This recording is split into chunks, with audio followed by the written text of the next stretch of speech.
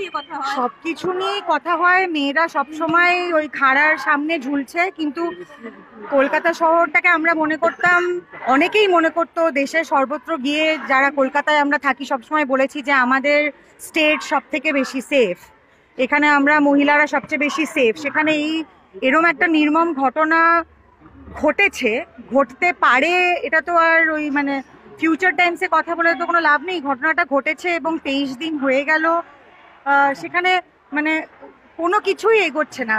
ওই একজন অ্যারেস্ট হয়েছে, যেটা আমার মনে হয় না আমরা নাগরিক হিসেবে কেউ এটা মানতে রাজি যে ওই এই পুরো মানে নৃশংস কর্মকাণ্ডটা একজন মানুষের পক্ষে করা সম্ভব। কারণ যদি সেটা এতটাই সহজ হতো যে সব প্রমাণ আমাদের কাছে আছে, আমরা ধরে ফেলেছি তাকে, তাহলে তার বাবা মাকে সুইসাইড বলে মিথ্যে কথাটা কেন বলা হলো?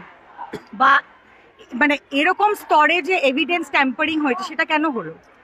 জনসাধারণ তো বোকা নয়। যদি আমরা আমাদের বুদ্ধি বিবেচনা দিয়ে ঠিক মানুষের জন্য ভোট দিতে পারি, তখন যদি আমাদের বুদ্ধি থাকে, তাহলে এখন আমরা হঠাৎ বোকা হয়ে যাব কেন? আমাদের সকলের দাবি একটাই যে অ্যারেস্ট কেন হচ্ছে না। প্রশ্ন অনেক, যে অ্যারেস্ট কেন হচ্ছে না, আমরা কেন এত অন্ধকারের মধ্যে আছি, আমরা তো কোনো কিছু জানতে পারছি না যে সিবিআই এর তদন্ত কতটা এগিয়েছে।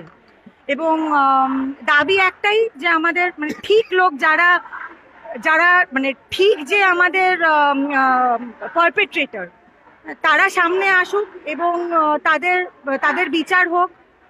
মানে সরকারের একটা দায়বদ্ধতা আছে, মেয়েটির বাবা মার প্রতি তো সরকারের একটা দায়বদ্ধতা আছে। আর আমরা সরকারকে ওই ক্ষমতায় রেখেছি কারণ আমরা মনে করি যে সরকার আমাদের অভিভাবক। তো যদি আমরা পুলিশের কাছে গিয়েও সুরাহা না পাই, আমরা যদি সরকারের কাছ থেকেও কোনো সাহায্য না পাই, তাহলে আমরা যাবোটা কোথায়? আর আমাদের মানে আমাদের আমাদের রাজ্যের যিনি মাথা, মাননীয় মুখ্যমন্ত্রী, উনি তো নিজে একজন মহিলা। মানে আমার তো ভাবলেই শরীর খারাপ লাগে যে কতটা নৃশংসতার মধ্যে দিয়ে, কতটা যন্ত্রণার মধ্যে দিয়ে মেয়েটিকে মারা যেতে হয়েছে।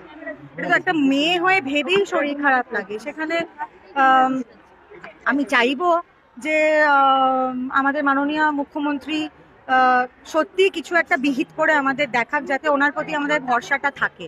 কারণ এখন তো ভরসাটা টলমল হয়ে যাওয়ার জোগাড় হয়েছে।